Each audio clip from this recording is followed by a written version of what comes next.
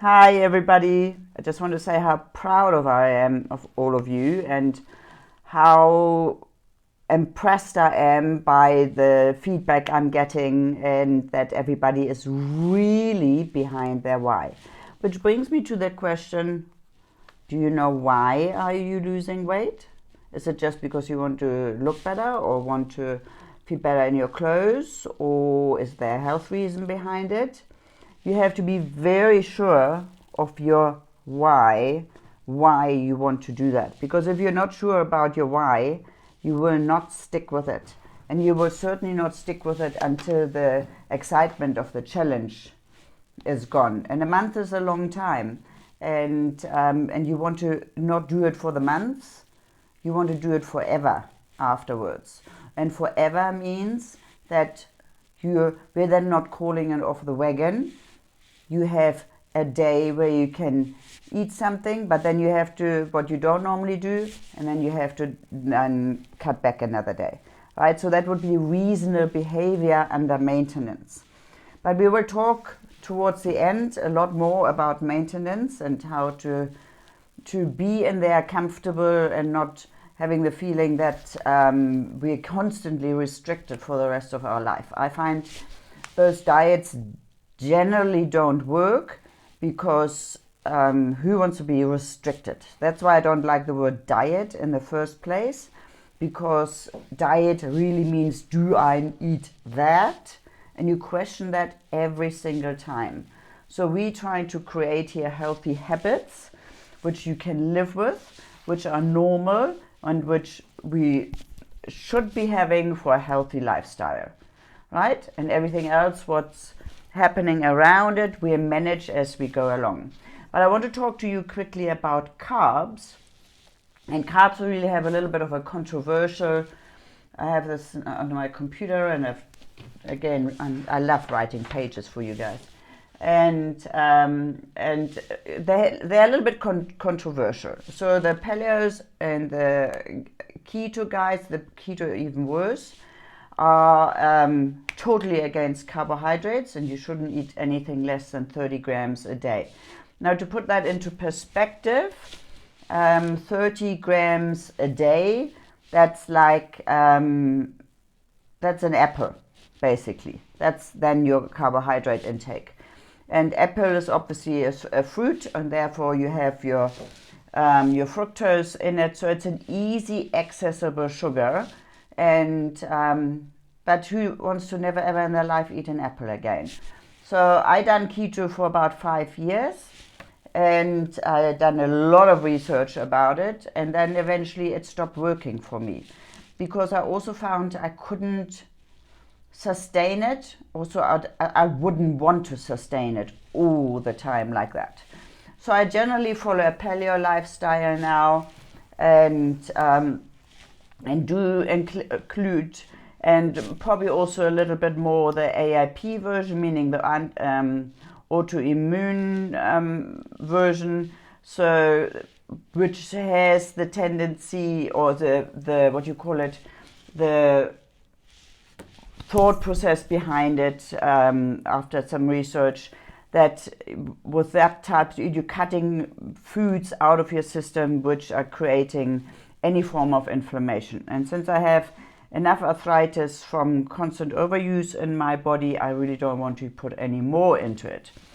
But so I'm trying to wiggle my way through it, and so on, and I cut things out. Then if I do, they make a difference? Don't they make a difference?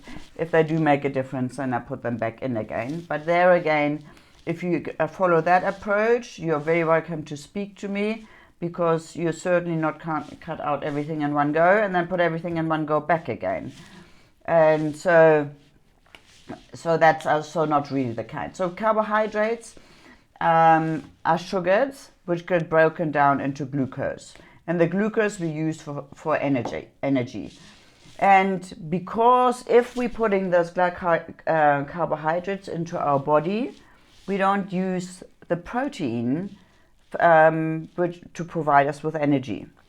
Now, the keto approach is saying that you would need eat more fat, so because you can make your body fat adaptive, and so it will use the fat for energy, which means you will have to use a triple to quadruple amount of fat in your diet.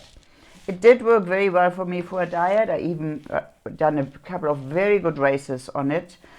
But you have to be very strict on it, and you can't put the carbohydrates in it. You cannot have your cake and eat it there too. Okay, and then there are so many different opinions out there. Is it good? Is it bad? Is it not good? And so on.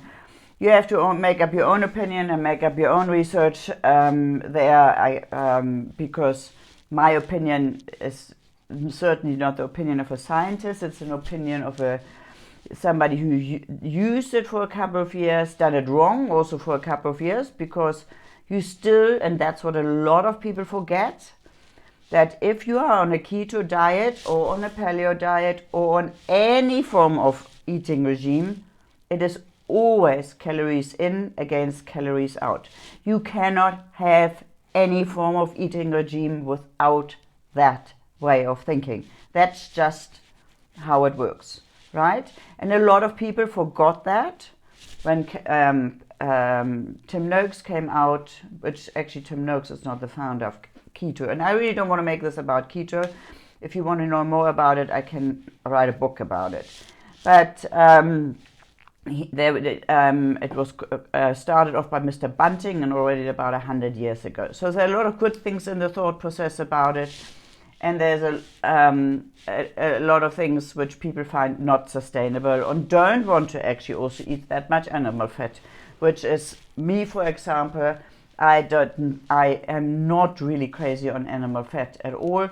So when I need to put higher amounts of fat into my diet, then I go more towards the paleo side and more the plant side, and more on the healthier side, which I regard as healthy, and so on. So you can argue with people to death, to death. In any case, so we're not talking about paleo or but no, forgot my brain for a second. We don't talk about either of them for the moment. There's 3 types of carbohydrates: the monosaccharides, the disaccharides, and the polysaccharides. And I don't want to go too much into the chemistry of that, but glucose, fructose, galactose, which is in milk, fructose is in fruit, glucose is the main blood sugar, and deoxyribose and ribose, which is in your DNA and RNA, are the monosaccharides. So if you make out of any of those 2 together, then become disaccharides, and which will then be sucrose, lactose, and maltose. And then again, put some more of those together, and they become more complex, and they're then starches, glycogen, and cellulose. So we will mainly talk about this starches and the glycogen and the cellulose. The cellulose, you need the fiber also for not only because you to stay regular when you go to the bathroom, but also for your whole body to work in a decent way. The starch in the plants is a different starch if you're eating a bagel, right? So let's stick to that. And the glycogen, and that's always where I say, oh, stop it. Stop with your carbs, because if you're not eating enough protein, the glycogen is stored in muscle and liver. So, or if you're not eating enough carbs, then it will take the glycogen out of your muscle and liver, and you need enough protein to keep the muscle growth, which you worked so hard for, to keep it up, right? Because you're actually eventually destroying your muscle, because your body needs to eat up your muscle to have energy. And we don't want that. That's why we're working out and anything like this, not only because it's good for our heart, but also we want to put some muscle on so that we can raise our metabolism. You have simple carbs, which we all know is the fruits, the honeys, the sweets, the candies, the Cadbury Top Deck, and which is my favorite, and white bread and soft drinks and so on. And then we have the complex carbs, which is beans and lentils and potatoes, sweet potatoes, brown rice, brown bread, whole wheat and oats. So there come the vegetarians again, so they will eat a lot, hopefully, from the complex carbs, because your body from the complex carbs will need a lot of work to do to break down those carbohydrates so that it can use them for energy. And that is the whole point of this conversation, that you need the energy from the carbs, but not nearly as much as you think, right? So it's not, okay, I've eaten now 3 bananas, 2 potatoes, I had a whole meal of beans and lentils and whatsoever, and for dinner I have rice and sweet potatoes and some other veggies, and of course I have my steak with it, right? No, that's too much. Your body doesn't need that much. Also, it totally depends on how much you work out. It depends on what lifestyle you have. We spoke about it in the protein section about it. How much do you actually really need? And that is, it's really quite like a lot of people think I'm doing a lot of exercise, so therefore I should be a moderate athletic or moderate moving person, but I actually fall under slightly active, not under moderate active, and certainly not under extremely active. Right, so slightly active is a totally different thing than moderate active. Right, so if I would now go every day and cycle 4 hours, then I would be falling under moderate active. Right, because I also would be more hungry, because I need to fill out those stores again. So now we're coming to the glycemic index, which is, a lot of you know already, is an important measurement to see how quickly your carbohydrates raising your insulin. So through a lot of trial and error, and I can tell you more about it if you want, how they got to the glycemic index, and then there's also the glycemic load, but let's stay with the glycemic index, which means that every item every piece of carbohydrate has a glycemic index, and that is measured once you're putting that food into your mouth, that how quickly it will raise your insulin from the pancreas, how much insulin, first of all, the pancreas has produced to get that what's need, the rise, the quick rise. So if, for example, if you eat a bar of chocolate, your body, that is definitely a glycemic index for, I don't actually have a picture here. I don't know if it gives you dairy, fruits, vegetables, grains, and starches. So that is a healthy one. I sent you that picture as well. So that glycemic index would be way over 100. So your body insulin level will rise up skyrocketing, but it will also come skyrocketing down again. So you have to keep on sustaining that, and then either with enough more chocolate because your body is craving it, because you can now start skyrocketing down, and the cells in your body say, I need more insulin to stabilize the blood sugar, and you're not giving it more. So it's like a vicious circle then. So you should be trying to keep eating food which are under 55. That is pretty hard, and you don't have to do it all the time. But I always find if you take the worst case scenario as a rule, then it's fine if you're breaking out. So the best idea is obviously to get your carbohydrates from plant-based starches. But I have in this slide what I'm sending you just now, there's obviously fruits in there as well. And we all love watermelon. Watermelon is quite high. So generally everything what's over 70 is regarded as a high GI, which means you should be really keeping it low. And for example, if you eat, I'm just looking at here, peanuts, I'm not really crazy about peanut vegetables. So vegetables are generally all about 15, chickpeas are 33, and cooked carrots 39. You see already there is more sweetness added to it, and therefore their GI is coming up a bit higher. So when you are adding your carbohydrates, and people say you should have 7 to 10 or 5 to 6 or whatever they're coming up with, how many vegetables you should be eating, then that doesn't mean that you're eating 6 pineapples, obviously, and 6 bananas, or 1 pineapple, 1 banana, 1 peach, 1 apple, 1 grapefruit, and 1 vegetable, and be that a cucumber, for example. So you really want to be trying on the side of the lower GI, meaning more veggies than fruit. And that is so when you go, for example, have a discovery test done or something like this, they ask you, have you eaten your 5 fruit, have you eaten your 5 vegetables? So if I eat 5 fruit, I be craving sugar, which is another point. Everybody is reacting in a different way to carbohydrates.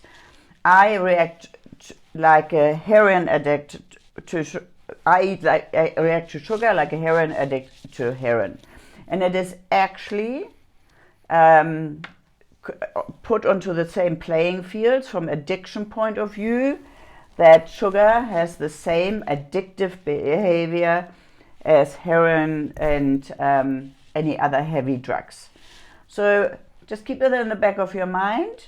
When you're consuming a lot of sugar, it will be also harder to get off it. So when I send you a slide, have a look at it. And the point of it is, why you're doing this, the more you're filling your cells up with high, or filling your body up with high GI food and flooding your cells with insulin, and the more they want it, and eventually they're getting resistant to it. They cannot actually take up anymore, which means then we're coming to this power term, which we're throwing so lightly out all the time. We are resistant, insulin resistance. And it's a lovely power term people always throw around. I'm insulin resistant, and therefore I can't lose weight. Well, you can also lose to be insulin resistant. So I'm very careful always with throwing symptoms around and making them into an illness. Sometimes they're really just symptoms, and you actually need to put your big girl panties on and do something about it. And that is then the first step to type 2 diabetes. So that's my story about carbohydrates. And it's almost 20 minutes, and don't want to bore the living daylights out of you. So carry on, you're doing well, you're showing up nicely in the classes, and I'm really, really proud of you.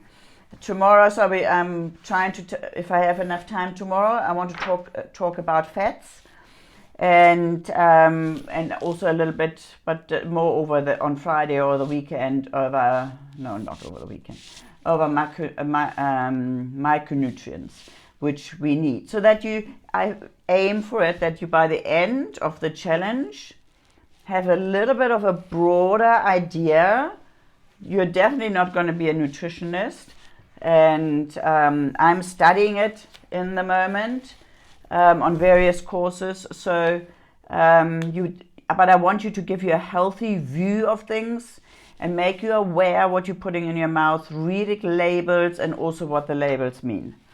And ask away if you need me, if you need any coaching sessions regarding this, because often weight gain or the lack of weight loss or the difficulty not to be able to weight loss has much deeper